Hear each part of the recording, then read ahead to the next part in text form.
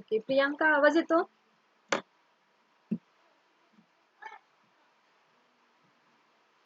हा येतोय ma'am. Okay, thank you. उद्यापासून प्रॅक्टिकल सुरू होतील ऑनलाईन. 1 ते 1.5 तासाचं असेल प्रॅक्टिकल. तेवढा वेळ लागणार नाही आपल्याला, कारण आपण एक खूप छान एक खूप छान डिसिजन घेतला की आपले जे मोठे ह्याचे डिसेक्शनचे प्रॅक्टिकल होते ना, ते मॅडमनी आधीच घेतले आणि बायोकेमिकल टेस्ट ओके त्या आपण आधीच घेतल्यात.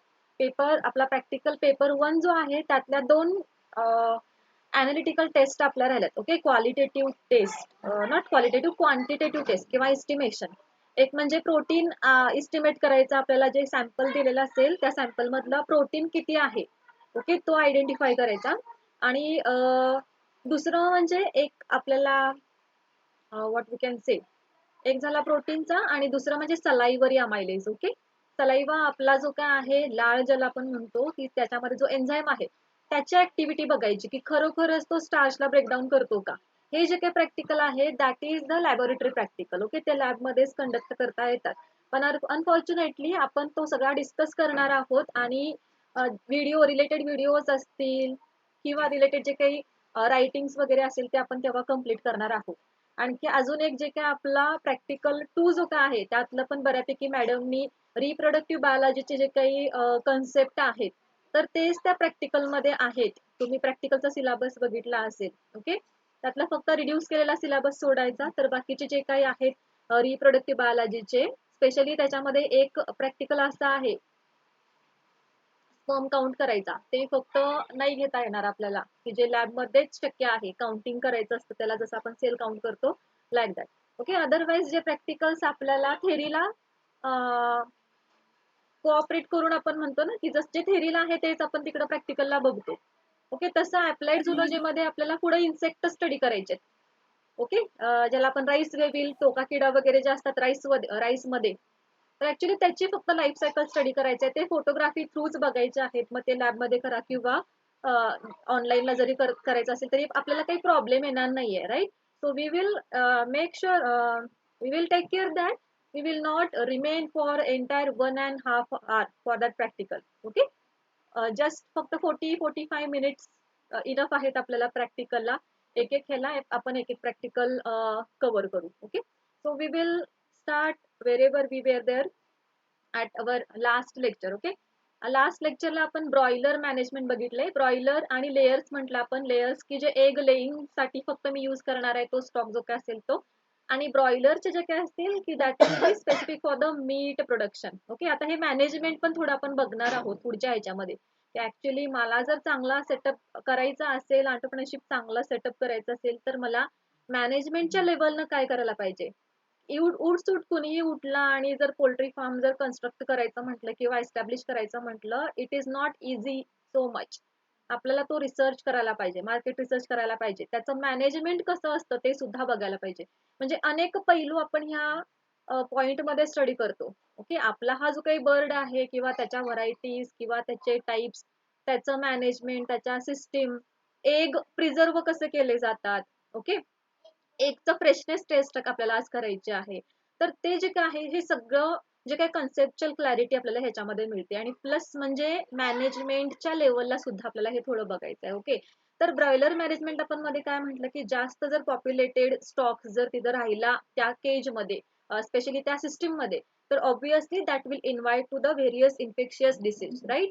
कारण तिथं जे काही वेस्ट मटेरियल जे काय असेल, ह्युमिड एन्व्हायरमेंट असेल, तर त्याच्यामुळे जे काही फेदर्स असतील त्याच्या ब्रेस्टच्या रिजनचे ते रिमूव्ह होतील, निघून जातील आणि त्याचा डायरेक्ट स्किनशी कॉन्टॅक्ट होईल.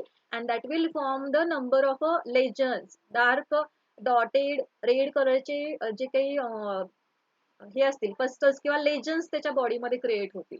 And that is also the infectious condition. Okay, so make sure that again we have studied about how the pulate are managed, as these are very young ones. We have to take care that like our baby, we have to feed them properly. Okay, त्यांना सुद्धा खायला देताना खूप छोटे छोटे form, काय म्हणतो, छोटे छोटे ग्रॅन्युल्सच्या फॉर्म मध्ये द्यायला पाहिजे.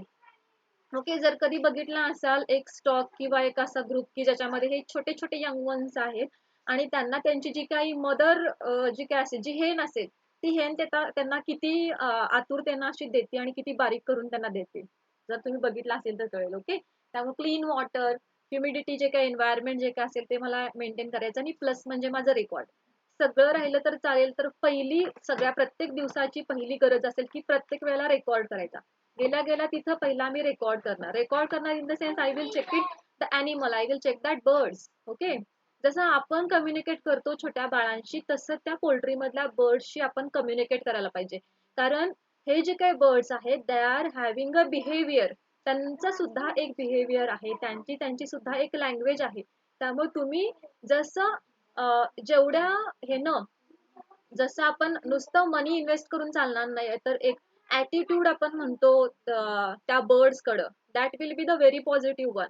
Your attitude for that business will be very positive whatever the market will be there. Okay. Market response कसाही असेल, कधी वेळेला मार्केट खूप अप जाईल, डिमांड खूप जास्त असेल, काही वेळेला प्रोडक्शन होऊन सुद्धा खूप डिमांड कमी असेल, त्यावेळेला सुद्धा जो ॲटिट्यूड आपला असणार आहे that will be only positive. We have to speak with that birds. Okay. We have to communicate with that birds. त्या बर्ड्सला बिहेवियर आहे. अँड अगेन दररोज म्हणजे काही रेकॉर्ड आपण ठेवणार आहे. मग त्यांचं ते जे काही पॅरासाइट्स असतील, पॅरासाइट्ससाठी आयडेंटिफाय करेन मी. त्यांचे डिसीज आहेत, डिसीज आपण आज बघणार आहोत की कुठले कुठले डिसीज आहेत. काही सिलेक्टेड डिसीज कसे आयडेंटिफाय करायचे. मग हे जे काही डिसीज ॲनिमल असतील त्यांना मला सेपरेट करायला पाहिजे. आणि ज्या गोष्टी ब्रॉयलरसाठी होत्या, तर सिमिलर गोष्टी मला लेयर्ससाठी सुद्धा आयडेंटिफाय करता यायला पाहिजे. पण लेयरसाठी आपण म्हटलं ना की एक प्रॉपर त्यांचा केज आहे. आणि त्यामुळं जर मी त्या केज सिस्टीम जर मी वापरली, तर ऑब्विसली द एग्स जे काय असतील ते एग्स माझे क्रॅक होणार नाहीयेत. एग्स माझे डिस्ट्रॉय होणार नाहीयेत. ओके. एग्स माझे क्लीनच राहणार आहेत ते. ओके. सो देअरफॉर कुठल्या टाईपचं माझं हे असेल बर्ड्स किंवा कुठल्या टाईपचं मला प्रोडक्शन करायचं त्या टाईपचं मी मॅनेजमेंट सुद्धा वापरणार आहे. So obviously you have to make sure that the light will be the very sufficient one. कारण जर फिडिंगसाठी जर गर्दी झाली तर एकमेकांवरती ते एकमेकांच्या बॉडीवरती उभं राहून ते खायला सुद्धा मागं पुढं बघत नाहीत, एवढे ते खाण्यासाठी भांडत असतात. ओके. त्यांना सारखं सारखं खायला लागतं. त्यामुळे डेफिनेटली असं जर क्राऊडेड एरिया असेल तर तो जो काही स्टॉक असेल त्यातले स्टॉक मधले काही बर्ड्स तुम्ही काढून सेपरेट करा. Okay. You can sell it in market if you required. Okay. Again otherwise alternative काय असेल म्हटलं मी की रात्रीचा जो काही लाईट आहे तो लाईट सुद्धा तुम्ही मॅनेज करा की काही बर्ड्स जे काय असतील ते मग रात्री फिडिंग करतील. ओके. रात्री खातील ते की ज्याच्यामुळं गर्दी होणार नाहीये आणि and that will not invite the infectious chance also. Okay.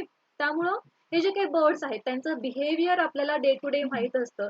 त्यामुळे जे बर्ड्सचं जे काही बिहेवियर थोडंसं वेगळं वाटतंय त्यावेळेला आपल्याला त्या बर्ड्सला काढता यायला पाहिजे. तिथून सेपरेट करता यायला पाहिजे. And this is the technique. हे टेक्निक शिकवलं जातं, जे कोण एस्टॅब्लिश करणार आहेत त्यांना हे शिकवलं जातं की डिसीज कसे ओळखायचे, कुठले कुठले वॅक्सिन मला द्यायचे. ओके. त्यामुळे तिथं मला जे काही लॅम्प्स यूज करायचे आहेत, according to your investment you can use the different types of a lamp. According to your area you can use the different types of a lamp, but specially temperature जे काय असेल ते 35 degree किंवा 95 degree फॅरनहाईटच्या त्या रिजनला मला ठेवायचं आहे. कारण तिथं आपण काय म्हटलं की जे हॅचिंगची जी काही प्रोसेस आहे, ओके, यंग वन्स जेव्हा त्या एग मधून बाहेर येणार आहे ती जी काही प्रोसेस आहे that is optimistic at 37 degree centigrade incubation temperature. त्यामुळे जे नॅचरली होतं तेच आपल्याला आर्टिफिशियली करायचं आहे. त्यामुळे डेफिनेटली हे जे काही इन्क्युबेशन जे काही करणार आहे मी, कारण फक्त मला बर्ड्स आणून तिथे एस्टॅब्लिश करायचं नाहीये तर त्यांचं ब्रीडिंग पण करायचं आहे. समजा एक व्हरायटी तुम्ही मध्य प्रदेशमधून आणली, कडकनाथची व्हरायटी आणला, तर तुम्ही ती जी काही हेन असेल तुम्हाला दोघं आणायला पाहिजेत, एक मेल आणि फिमेल. ओके. किंवा जे काही एक आपण म्हटलं की जो एक फ्लॉक त्यांचा जो ग्रुप असेल त्यांच्या त्या 10 ते 12 फिमेल मध्ये अप्रॉक्सिमेटली मला एक मेल पाहिजे की ज्याच्यामुळं त्यांच्यामध्ये जी काही प्रोसेस असेल कॉप्युलेशनची ती कॉप्युलेशनची प्रोसेस व्यवस्थित होईल आणि मग जे काही एग्स असतील ते एग्स फर्टिलाइज एग असतील. ओके. हा इथं होतो मी की ज्या वेळेला बेकरी मधले जे काही एग्स असतात ते फर्टिलाइज नसतात. ओके. हेन जी काय आहे ती हेन एग तुम्हाला देणारच आहे. ते फर्टिलाइज असतील, अनफर्टिलाइज पण असतील. फर्टिलाइज असतील तर त्याच्यातून पिलू बाहेर येणार आहेत जर प्रॉपर इन्क्युबेशन तुम्ही मेंटेन केला, प्रॉपर टेम्परेचर मेंटेन केला. जेव्हा तुम्ही हे जे नॉर्मल हेन करणार आहे, जे नॉर्मल मदर करणार आहे तेच तुम्ही आर्टिफिशियली करताय, right. So you will collect that eggs and you will keep into the incubator. Okay. Incubator which will be the instrument or which can be referred as a machine, or it can be referred better as the machine which is to which we can maintain the temperature. Okay, जे temperature आपण म्हटलं 37 degree centigrade हे पाहिजे, मला 38 degree centigrade पाहिजे, तर ते temperature तुम्ही मेंटेन करू शकताय. इवन हे जे काही एग्स आहेत ते एग्स मी त्या ट्रे मध्ये घालून ह्या इन्क्युबेटर मध्ये ठेवणार आहे. इन्क्युबेटरचा मी डोअर बंद केला की ते टेम्परेचर आहे तसं कॉन्स्टंट राहणार आहे.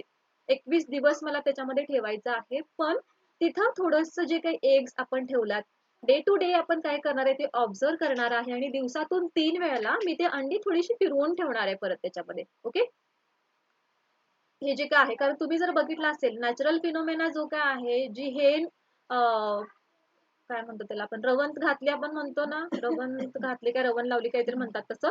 तर जसं तिथं केलं जातं तर इथं पण ते येते की हेन सुद्धा तिची अंडी थोडीशी हे करून घेते, आपल्या अंगाखाली घेते. तर इथं आपल्याला नॅचरली आर्टिफिशियली आपल्याला एग्स ते रोटेट करायचे.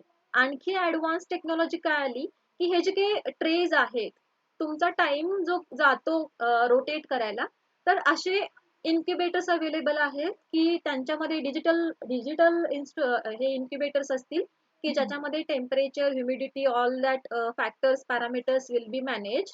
अँड अगेन रोटेशन सिस्टीम असेल त्याच्यामध्ये, टिल्ट केलेला दिसत असेल तुम्हाला हे जे काही ट्रेज आहेत ते, which consist of the eggs, right. So the technology is growing according to the need.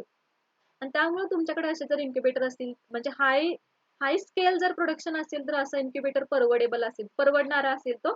Otherwise normal incubator आपण जो आपल्या लॅबमध्ये आहेत ते सुद्धा इन्क्युबेटर आपण वापरू शकतो. ओके, अगेन मग लॅब मधला जर इन्क्युबेटर वापरायचं असेल तर जे काही ट्रे असेल जिथं तुम्ही ठेवला असेल तर त्या एग वरती सुद्धा ह्युमिडिटी मेंटेन करायला थोडंसं वॉर्म वॉटर जे काय असेल ते थोडंसं स्प्रिंकल करावं लागतं. ओके, नाही केलं तरी पण चालतं 37 डिग्री सेंटीग्रेडच्या त्या रिजनला जे काय असेल. पण हाय इल्ड असेल तर त्यावेळेला मला रिस्क घेऊन चालणार नाहीये. ओके, सो लेयर्स जे काय आपण म्हणतो की जो आपला मेन प्रोडक्शन आहे पोल्ट्री फार्मचा, that is a egg, which is a very nutritious one, which consists of the different types of proteins, albulin, globulin, which is very important for growth and development, again for our hair also.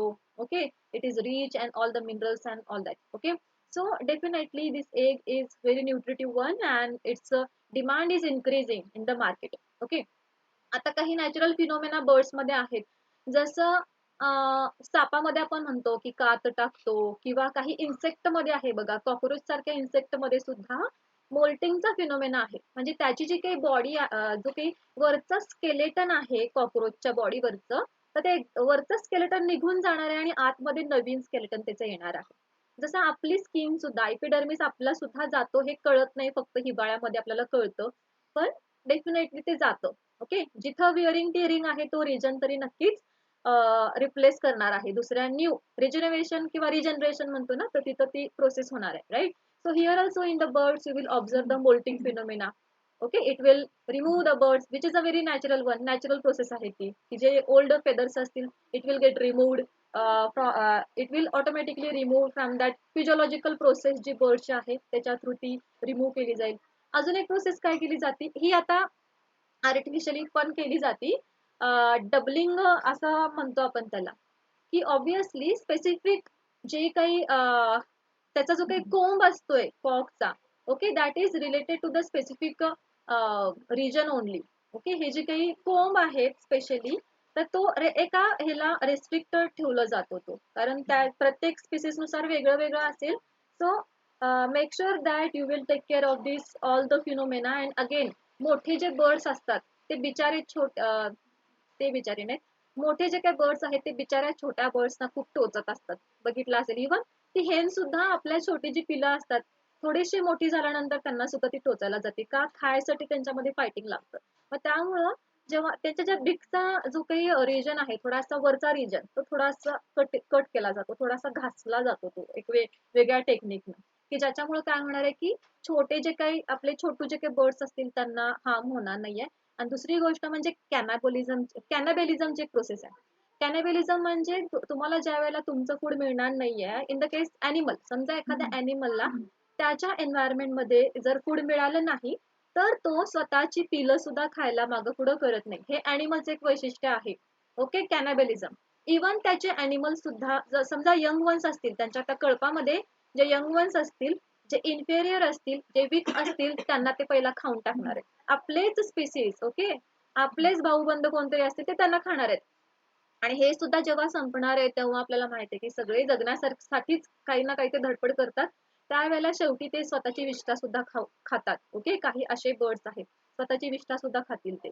Okay, त्यामुळे हे जे काही कॅनॅबलिझम process आहे ही थोडीशी prevent करायची आहे, नाहीतर मग काय करतील ते आपले जे काही छोटू बर्ड्स असतील, यंग वन्स असतील त्यांना हार्म करणार आहेत. ओके, त्यामुळे हे जे काही मोल्टिंगचा प्रोसेस असेल, डी आपण आर्टिफिशियली पण थोडीशी करतो त्या ह्याच्यामध्ये. ह्या ज्या काही प्रोसेस आहेत ह्या प्रोसेस सुद्धा मला लक्षात घेता यायला पाहिजे. आणि एक म्हणजे पोल्ट्रीचे जे काही डिसीज आहेत, एकतर पॅरासाइटिक जे काही डिसीज असतील, व्हायरल डिसीज असतील किंवा बॅक्टेरियल डिसीज असतील, ते डिसीज मला आयडेंटिफाय करता यायला पाहिजे. Okay, let us see what are the different diseases. Bacterial disease आहेत, व्हायरस आहेत, पॅरासाइटिक डिसीज आहेत, फंगसमुळे सुद्धा डिसीज होणारे आहेत. तर साल्मोनेला, आपण जो साल्मोनेला म्हटला, टायफॉइड, ओके, साल्मोनेला टायफी, तर तसं टायफॉइडची साथ त्या बर्ड्स मध्ये सुद्धा आहे. बर्ड्सचा कॉलरा वेगळा आहे, पण बर्ड्स मध्ये सुद्धा कॉलराची सिमटम्स दिसतात. कॉलराची साथ बर्ड्स मध्ये पण येते, टायफॉइडची साथ बर्ड्स मध्ये येते, की हे जे बॅक्टेरियल डिसीज मध्ये गणले जातात. व्हायरसचे जे काही इन्फेक्शन आहेत, आपण म्हटलं की काही बर्ड फ्लू सारखे जे काही इन्फेक्शन आहेत, ओके, इन्फ्लुएन्झल इन्फेक्शन ते असतील, किंवा look at this one, swollen head syndrome, yes this one. Okay, हा जो का आहे this is the viral disease, swollen head syndrome. निमो व्हायरसच्या फॅमिलीमधले जे व्हायरस आहेत त्याच्यामुळे हे इन्फेक्शन त्या बर्डला होणार आहे. ओके, त्यामुळे पटकन आपण आयडेंटिफाय करू शकतो. किंवा असं बिहेव करून जर असे बर्ड्स आपल्या त्या फार्म मध्ये दिसत असतील, you have to easily remove you have to immediately remove that birds. Okay, if that behavior get totally changed. Normal birds असतात ते नेहमी खाऊसाठी जाणार आहेत पळत पळत, पण त्यांच्याकडे तुम्ही कितीही खायला ठेवला तर असे बर्ड्स तिथे जाणार नाहीयेत. They will become very weak. Okay, त्यामुळे जे काही हे स्पेशल इन्फेक्शन, स्पेशल कुठला असेल तर ते बर्ड फ्लू आपण जो म्हणतो, इन्फ्लुएन्झा जे काही व्हायरस आहे त्याच्यामुळे जे इन्फेक्शन होतात, तापाची साथ नॉर्मल जशी आपल्यामध्ये आहे तशी त्या बर्ड्स मध्ये सुद्धा आहे. Okay, Ranikhet is very well known viral disease, किंवा त्याला न्यू कॅसल डिसीज पण म्हणतात. This is the Ranikhet disease. Okay, निश्चित पडल्यासारखं ते होणार आहे आणि ऑब्विसली ते जे काही त्याचं जे काही फिकल मॅटर असेल that will become slightly liquid. Even birds also observe the paralysis. Okay, this is the paralyse one, very young one, but it is suffering from the paralysis. Okay. Yes, it is foul paralysis. Herpes virus जो आहे त्याच्यामुळे हे infection होणार आहे. And obviously it will, if it is paralyzed then it will not be the normal one. Okay, look at this one, how it is standing on its leg. Okay. Then अजून एक आहे bronchus. Wait. Yes, swollen head syndrome, infectious bronchitis जो का आहे. So this is one, infectious bronchitis. So these are certain diseases which we have to observe properly, and if the bird is not behaving, so definitely we have to remove it. आणि त्यामुळे हे जे daily observation आपल्याला करायचंय, we have to observe this bird for these symptoms. And if the bird is having such a types of a symptom, so definitely we have to remove that bird from that area. We have to keep that bird in the quarantine. We have to properly observe that bird. Okay, we have to detect which disease is there, or we have to detect for the disease for which that bird is suffering. Okay, so definitely I will require the veterinary doctor for birds. Okay, बर्ड्सचा जो doctor असेल मी त्याला दाखवेन, testing करेन त्याचं, आणि obviously जर मला तो सिमटम दिसत असेल असे काही की जे स्प्रेड होणारा, इझिली स्प्रेड होणारे असतील बर्ड फ्लू सारखे, तर ऑब्विसली एका दुसऱ्याला झाला असेल तर पटकन मी सेपरेट काढू शकतो. पण जर अख्ख्या पॉप्युलेशनला झाला तर अख्खा जे काही पूर्ण माझं जे काही सिस्टीम असेल दॅट विल गेट कोलाइड. त्यामुळे हे जे काही इन्फेक्शन आहेत, जसं आपण आपल्यामध्ये वॅक्सिनेशन करतो तर तसं बर्ड्स मध्ये सुद्धा वॅक्सिनेशन केलं जातं. त्यांच्या ते जे काही लाईफ स्पॅन आहे त्यांच्या त्या ड्युरेशन मध्ये केलं जातं. इवन एक बघा की पहिला एज मध्ये त्याला एक त्याची जी काही हॅचिंग जे काही एन्व्हायरमेंट असेल जिथं तुम्ही हॅचिंग करता that is also called as a hatchery. तर तिथं तो जे काही वॅक्सिन असेल ते वॅक्सिन दिलं जातं त्याच्या नेकच्या रिजनला किंवा त्याच्या बिगच्या रिजनला ते इंजेक्शन सोडलं जातं. हा, imagine how cruel the human is for the different types of a benefit.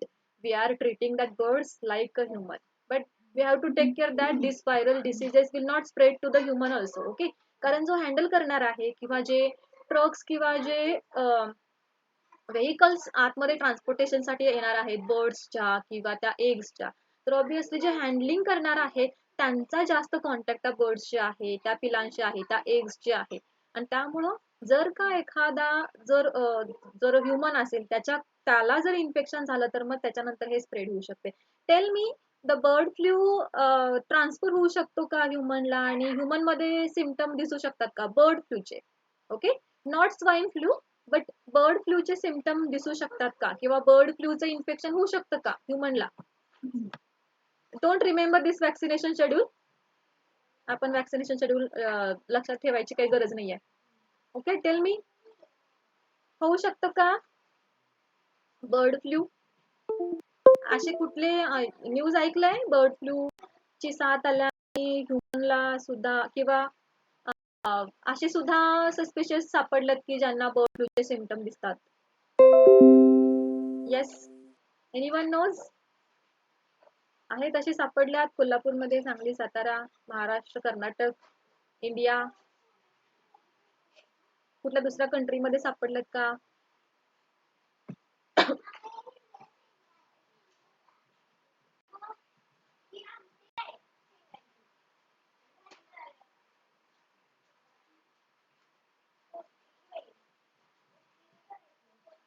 आवाज येतोय सरळ? पूजा, प्रियांका, आवाज येतोय?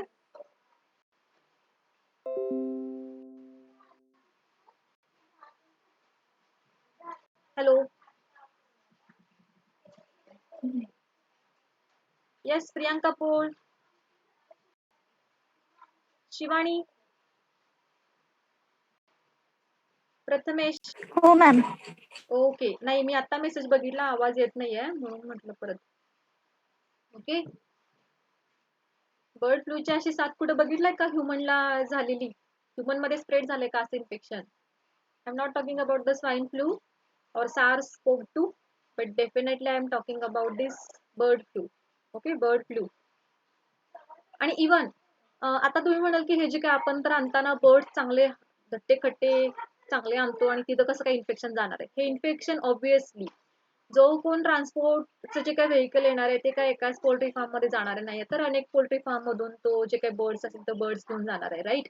अगेन दुसरं काय असेल की जिथं आपला ज्या एरियामध्ये जिथं फार्म असेल तिथं फ्री बर्ड्स पण येऊ शकतात ना, चिमणी, कावळा, all that birds will come.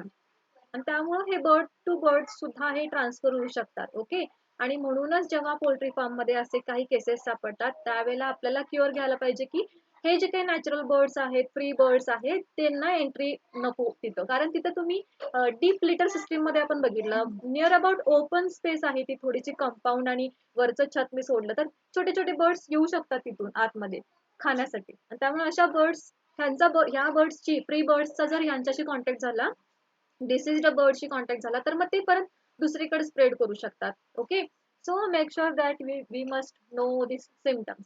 Now whatever we are establishing this business, you must know the mechanism. Okay, mechanism, principle, की ज्या मेन थीम वरती हा पूर्ण हा बिझनेस सेट असेल तर मेन त्याचं एम माहित पाहिजे, पूर्ण मेन मेकॅनिझम की जे आतापर्यंत आपण बघितलं.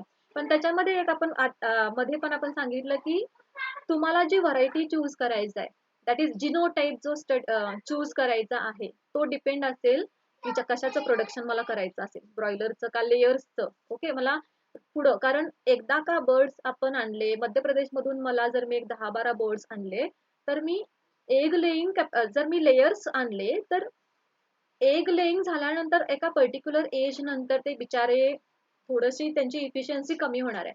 त्यामुळे मला काय करायचं की त्यांची जी काही ब्रीडिंग आहे, काही बर्ड्स मी फक्त आणि फक्त ब्रीडिंग साठीच वापरणार आहे. म्हणजे त्यांच्यामधून जे एग्स येतील ते एग्स मी हॅचिंग करणार आणि परत पिलू तयार करणार, परत त्यांचं ग्रोथ अँड डेव्हलपमेंटसाठी जे काही रिक्वायरमेंट असेल ती त्यांना त्यांना फुलफिल करणार.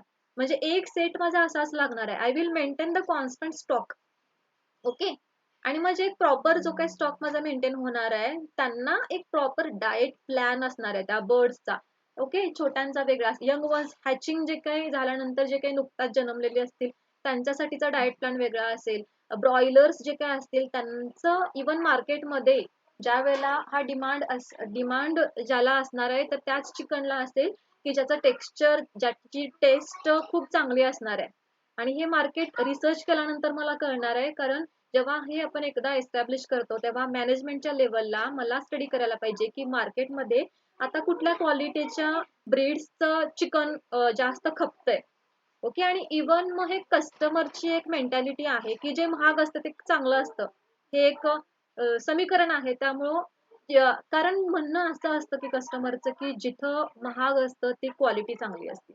आणि त्यामुळे ही जी काही त्यांचा एक व्ह्यू आहे कस्टमरचा तिकडं त्या प्रोडक्टकडे बघण्याचा, तर त्या व्ह्यूला आपल्याला पण धक्का लावायचा नाहीये. एकदा का तुम्ही क्वालिटी मटेरियल दिला मार्केटमध्ये तर obviously demand will get increase and definitely you will get the money. Okay. Better money rather than the other ones. त्यामुळे हा जो काही मार्केट रिसर्च असेल, मार्केट सर्वे असेल, मार्केट स्टडी करणार आहे मला, मी कुठलाही असू दे, हाच नाही तर कुठलाही बिझनेस करताना, जसं मी तुम्हाला म्हटलं की तो प्लांट टिश्यू कल्चर एस्टॅब्लिश करायच्या आधी वर्षभर तो पूर्ण महाराष्ट्रभर फिरला.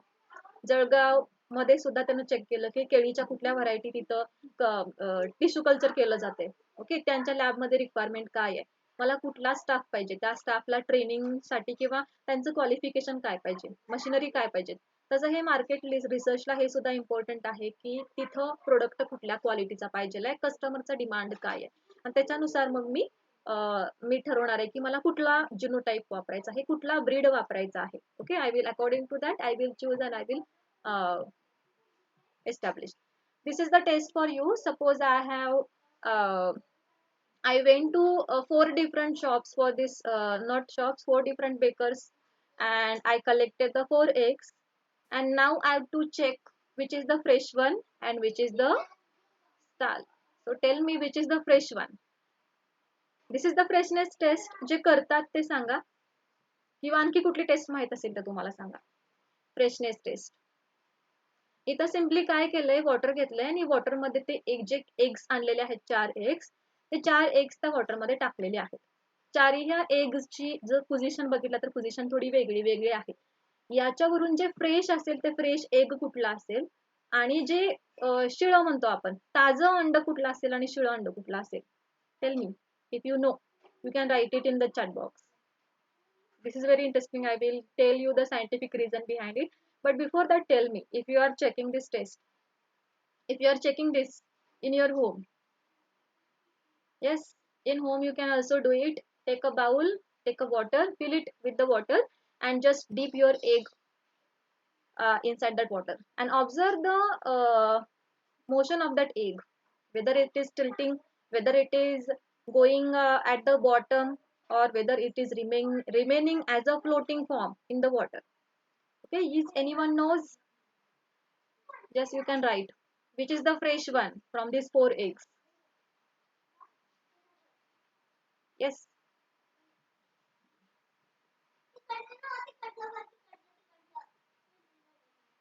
एक आन्सर आलेला आहे.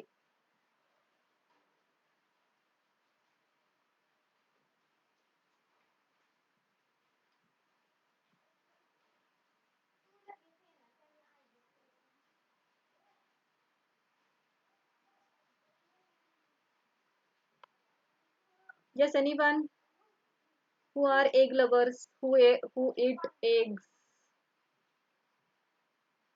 and just don't judge such people who eat only eggs. Egg is not come under non-veg. Yes, I am right. Egg will not come under non-veg category. I will tell you why. Before that, if anyone knows, then tell me.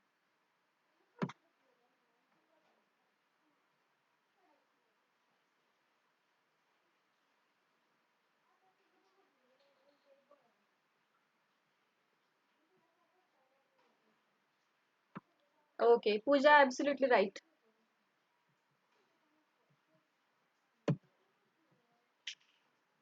जे float होतंय ते खूप जुनं egg असेल. Okay. आता reason का, ज्या वेळेला एग घालणार आहे ती आफ्टर लेईंग एग, ते जे काय आपण म्हटलं की तिच्या ओव्हिडक्ट मधून ज्या काही सिक्रिशन असणार आहे कॅल्शियम कार्बोनेटचं, ते सिक्रिशन सगळ्यात शेवटी घातलं जाते आणि जेव्हा ते एग बाहेर एअरला एक्सपोज होते त्यावेळेला तो थोडंसं टफ होतोय तो कवरिंग. आता अंड आणल्यानंतर घरामध्ये आणखी एक प्रयोग करा. ज्या वेळेला एग आणताय तर त्याच्या वरती यूज करायच्या आधी कलर खडू घ्या आणि त्यांना फक्त स्क्रोल करायच्या वरती. ओके, पोलारली काय करा, खडून त्याच्यावरती थोडस हे करा, जसं आपण बोर्ड वरती लिहितो तसं एक पोलार हे पद्धतीने एकदम खूप स्लो आहे ना, त्याच्यावरती स्क्रॅच करा, त्याच्यावरती तोडू नका पण खडून हे करा. खडून हे केल्यावरती खडून 2-3 लाईन ओढल्यावरती कळेल की तिथं त्या एग वरती काही स्पॉट्स आहेत. ओके, मायन्यूट स्पॉट्स असतात. आणि ते जे काही एग आहे त्या एग वरती जे काही स्पॉट्स आहेत, पोर्स, एग पोर्स आपण म्हणतो त्याला. तर हे जे काही एग असणार आहे, ह्या एग मध्ये यॉक असतो, आपल्याला माहिती आहे. आणि ते जे पिलू तयार होणार आहे त्याच्यावरती, ते पिलू या यॉक वरती तयार होते. इथं इथं रेड वन डेव्हलपमेंट जो एम्ब्रिओ असणार आहे तो त्या यॉक वरतीच होणार आहे. आणि जे व्हाईट आपण खातो, व्हाईट एग व्हाईट जे काय अल्ब्युमिन, ते सगळं लिक्विड इथं असणार आहे. जो यॉक असणार आहे तो यॉक इथं या रिजनला, एका कोपऱ्यात ब्रॉड रिजनला. आणि वरती जो काय असणार आहे ते जर फर्टिलाइज्ड एग असेल तर ते फर्टिलाइज्ड एग मध्ये एम्ब्रिओ आला. ओके, डेव्हलपमेंट आहे त्यामुळे तो एम्ब्रिओ असा उलटा इथं असा पडला असणार आहे तो. ओके, मग आता तिथं तुम्ही अंड कितीही रोटेट केला तरी तो एम्ब्रिओ, माझा हात दिसत असेल तर तुम्ही अंड कितीही रोटेट करा, एम्ब्रिओ त्याचा वरती जो असणार आहे तो वरतीच राहणार आहे. एक मॅजिक आहे त्याच्याकडे, तुम्ही अंड कितीही रोटेट करा त्याचा एम्ब्रिओ मात्र त्याच कंडिशन मध्ये राहतोय. आता हा जो काही एम्ब्रिओ डेव्हलप होतोय त्याच्यासाठी सुद्धा पाहिजे ना न्यूट्रिशन, कारण डेव्हलपमेंट त्याची एक्सटर्नल डेव्हलपमेंट आहे, आईच्या बॉडीमध्ये डेव्हलपमेंट नाही आहे. जी काही डेव्हलपमेंट असेल ती त्या अंड्यामध्ये होणार आहे त्या पिलाची. त्यामुळे जे काही नरिशमेंट असेल ते नरिशमेंट कुठून जाणार आहे, हा जो काही यॉक आहे की ज्याला आपण न्यूट्रिशस म्हणतो ना, सगळं ते न्यूट्रिएंट आहे, त्याला ते त्याचं खाऊ आहे, त्या डेव्हलपमेंटल एम्ब्रिओचं. आणि ते जसं सक करणार आहे तशी त्याची डेव्हलपमेंट होत जाणार आहे. आणि 21 दिवसात जर बघितला तर त्या एग मध्ये तुम्हाला काही मिळणार नाहीये, तो पक्षी फक्त बाहेर येणार, तुमचा बर्ड. ना सिंगल ड्रॉप तुम्हाला मिळणार आहे. म्हणजे किती हे असेल ना नेचरचं, ज्याला जेवढं गरज आहे त्याला तिथं ते प्रोव्हाइड केले. ओके, त्यामुळे ह्या एग मध्ये जे न्यूट्रिएंट आहे त्याचा रेशो किती छान आहे. ओके, रेशो किती छान आहे की जेवढं आहे ना त्याच्यामध्ये फुलफिल होते, तो पूर्ण डेव्हलप होतो यंग वन. आणि त्यामुळं त्या यंग वनला खायला तर मिळालं, पण त्याच्यासाठी जे रेस्पिरेशन ऑर्डर, त्याचे रेस्पिरेटरी ऑर्गन जे तयार होतील, मग रेस्पिरेशन साठी काय, तर ऑब्विसली ते अंड्यामध्ये उकडलेला अंडा असेल, उकडलेला अंड तोडल्यानंतर बघा तुम्ही त्या उकडलेला, काढता येत नाही, एक मिनिट. ओके, उकडलेला अंड्याचं वरचं कव्हर काढताना त्याला काही व्हाईट पापुद्रा, एक पातळ कवरिंग येतं मला. ओके, ते शेल मेम्ब्रेन असेल, म्हणजे 2 कवरिंग आहेत, एक कॅल्शियम कार्बोनेटचं आणि त्याच्या खाली एक पातळ मेम्ब्रेन असेल ते. मग त्याच्या आतमध्ये तो व्हाईट, एग व्हाईट आपण म्हणतो की जो कलरलेस दिसतो आपल्याला. जर कच्चच मी अंड तोडला असेल, उकडलेल्या ह्याच्यामध्ये तो पूर्ण व्हाईट मध्ये कन्वर्ट होतोय. आणि मग त्याच्यामध्ये तिथं थोडीशी, हा जो काही ब्रॉड एंड आहे, ओके, हा जो काही एगचा ब्रॉड एंड आहे तिथं एक एवढा स्पेस रिकामा असतोय. आज एक प्रयोग करा, कोण खातात ते, अंड तोडताना तुम्ही या एंड न तोडताय, या एंड न का या एंड न तोडताय. Okay, A is broad end and B is narrow end. दोन्ही एंड न तोडताय त्यावेळेला एक ऑब्झर्व करा की if it will be for omelette or any purpose. Okay, त्यामुळं ए जर ह्या एंड न फोडलं तर काय होतंय आणि बी एंड न फोडलं तर काय होईल, फक्त ऑब्झर्व करा. पण ह्या ब्रॉड एंडच्या इथं एक स्पेस असतोय मोकळा. ओके, एअर स्पेस म्हणतो आपण, एअर सॅक आहे तिथं. ओके, आणि तिथून एअरचा एक्सचेंज होणार आहे. मग आता ऑब्विसली आज जर अंड घातला असेल तर हा एअर स्पेस खूप कमी असणार आहे, पण जसं ते पिलू तयार होणार आहे तसं हा एअर स्पेस खूप वाढतो. मग आपल्याला माहिती आहे की हलक्या ज्या काही वस्तू असतात त्या हलक्या वस्तू किंवा हलके लाइटर जे काही थिंग्स असतात ते नेहमी फ्लोट करतात, राईट. तसं इथं सुद्धा काय होणार आहे, जसं जसं ती बर्ड तिथं डेव्हलपमेंट होणार आहे तसा तो जो काही एअर गॅप आहे तो एअर गॅप वाढतोय. आणि म्हणून तिथं एअर गॅप वाढल्यामुळं हवा जास्त आली त्याच्या आतमध्ये, त्यामुळे ऑब्विसली ते फ्लोट होणार आहे. आणि त्यामुळे एक अंदाज बांधतो आपण की जेवढं एग एजेड असेल तेवढं ते फ्लोट करणार आहे. आणि त्यामुळे चांगलं असेल तर आपण ह्या स्टेज मधले वापरू शकतो, this one. Okay, so broad end पासून कट करायला गेला तर तुम्ही फक्त, आता तुम्ही कसं कट करताय डोंट नो, पण इथून जर कट केला तर तुम्ही ते शेल मेम्ब्रेन सेपरेट करून त्याचा एअर गॅप जो काय आहे तो एअर गॅप बघू शकताय. पण हा जो काही नॅरो एंड आहे, बी एंड आहे, तिथून कट केला की डायरेक्टली ते आतमध्ये जे काही त्याचं मटेरियल ते सगळं डायरेक्ट बाहेर येणार. Okay, just do this experiment when you will consume this. So definitely this was the freshness test. Like this was just taking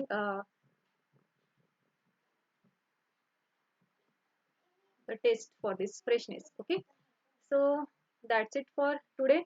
We will complete this in the next lecture. Okay, पुढं सगळं जे काय ते management आहे, थोडंसं management लेवलला बघायचं आहे. इवन इफ सगळ्यांनी सांगितलं की ब्रीडर्स चांगली कुठली आहे, तरी सुद्धा त्यातल्या त्यात मार्केटमध्ये कुठली आता डिमांड आहे ते मला बघावं लागतं. आणि स्पेशली रेकॉर्ड किपिंग जे काय असतील ते जे आपण आधी बघितले तेच तेच मुद्दे परत असतील, तर पुढच्या पॉइंटला पुढच्या लेक्चरला हे सगळे पॉइंट्स आपल्याला एकत्रितरित्या एकवटून घ्यायचे आणि सगळ्यात शेवटी म्हणजे जे एग्स पोल्ट्री फार्म मध्ये तयार होतात त्यांच्यावरती कुठले कुठले प्रोसेसिंग केलं जातं प्रिझर्वेशनसाठी.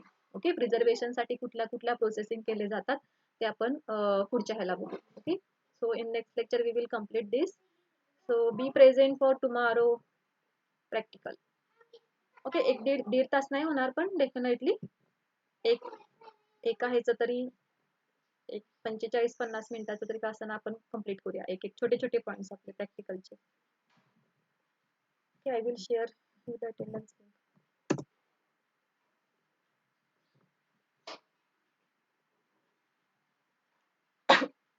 Thank you and have a nice day ahead.